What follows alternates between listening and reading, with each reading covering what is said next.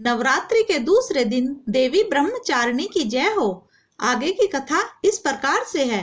संसार को जलमय करके जब भगवान विष्णु योग निद्रा का आश्रय लेकर शेष शैया पर सो रहे थे, तभी मधु और कैटभ नाम के दो असुर उनके कानों के मैल से प्रकट हुए और वह श्री ब्रह्मा जी को मारने के लिए तैयार हो गए। श्री ब्रह्मा जी ने जब उन दोनों को अपनी ओर आते हुए देखा और यह भी देखा कि भगवान विष्णु योग निद्रा का आश्रय लेकर सो रहे हैं, तो वह उस समय श्री भगवान के जगाने के लिए उनके नेत्रों में निवास करने वाली योग निद्रा की स्तुति करने लगे। श्री ब्रह्मा जी ने कहा, हे देवी, तुम ही स्वाहा, तुम ही स्वधा और तुम ही वष्टकार हो। स्वरा भी तुम्हारा ही स्वरूप है। तुम ही जीवन देने वाली सुधा हो। नित्य, अक्षर, प्रणव में अकार, उकार, मकार, इन तीनों में माताओं के रूप में तुम ही स्थित हो। इसके अतिरिक्त जो बिंदु पद अर्धमात्रा है, जिसका कि विशेष रूप से उच्चारण नहीं किया जाता है, हे देवी, वह भी तुम ही हो। हे देवी, संध्या, सावित्री तथा परम जननी तुम ही हो। तुम इस विश्व को धारण करने वाली हो। तुमने ही इस जगत की रचना की है और तुम ही इस जगत का पालन करने वाली हो और तुम ही कल्प के अंत में सबको भक्षण करने वाली हो। हे देवी, जगत की उत्पत्ति के समय तुम सृष्टि रूपा होती हो, पालन काल में स्थित रूपा हो और कल्प के अंत में तुम संहारक रूप धारण कर लेती हो। तुम ही महाविद्या, महामाया, महामेधा, महारात्रि और मोहरात्रि हो। श्रीश्वरी और बोध स्वरूपा बुद्धि भी तुम ही हो। लज्जा, पुष्टि, तुष्टि, शांति और क्षमा भी तुम ही हो। तुम खड़ग धारिणी, शूल धारिणी, घोर रूपा तथा गदा, चक्र, शंख और धनुष के धारण करने वाली हो। बाण, भुसुंडी और परिध, यह भी तुम्हारे ही अस्त्र हैं। तुम सौम्य और सौम्यतर हो। यही नहीं बल्कि जितनी भी सौम्य तथा सुंदर वस्तुएं इस संसार में हैं, उन सब से बढ़कर सुंदर तुम हो।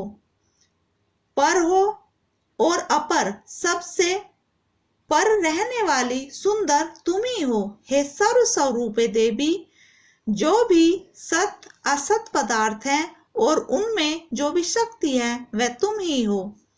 ऐसी अवस्था में भला तुम्हारी स्तुति कौन कर सकता है। इस संसार की सृष्टि, पालन और संहार करने वाले जो भगवान हैं, उनको भी जब तुमने निद्रा के वशीभूत कर दिया है, तो फिर तुम्हारी स्तुति कौन कर सकता है। मुझे भगवान विष्णु तथा भगवान शंकर को शरीर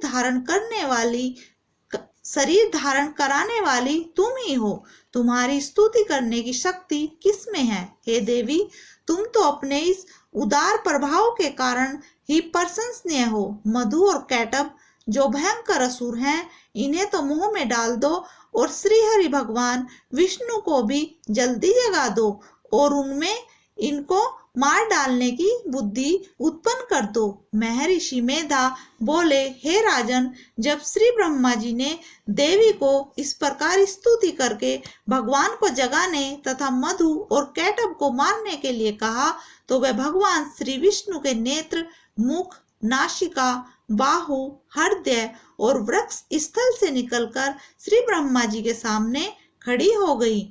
उनका ऐसा करना था कि भगवान श्री हरि तुरंत जाग उठे और दोनों असुरों को देखा, जो कि अत्यंत बलवान तथा पराक्रमी थे और मारे क्रोध के जिनके नेत्र लाल हो रहे थे और जो ब्रह्मा जी का वध करने के लिए तैयार थे। तब क्रुद्ध हो उन दोनों दुरात्मा असुरों के साथ भगवान श्री हरि पूरे 5000 वर्ष तक लड़ते रहे।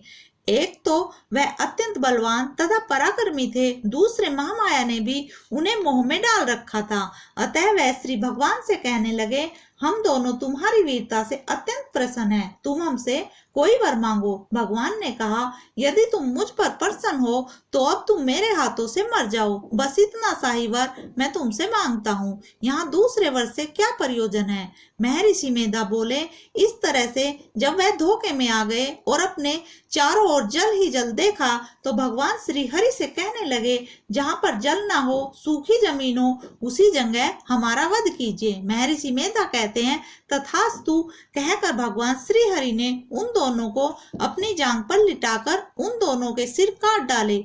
इस तरह से यह देवी श्री ब्रह्मा जी से स्तुति करने पर प्रकट हुई थी। अब तुमसे उनके प्रभाव का वर्णन कहता हूँ, सो ध्यान से सुनो।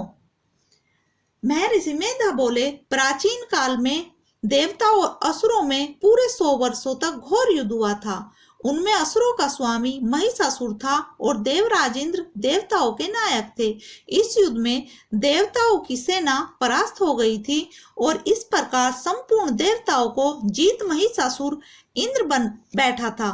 युद्ध के पश्चात हारे हुए देवता प्रजापति श्री ब्रह्मा जी को साथ लेकर उस स्थान पर पहुंचे जहां पर कि भगवान शंकर विराजमान थे। देवताओं ने अपनी हार का सारा वृत्तांत भगवान श्री विष्णु और शंकर जी से कह सुनाया।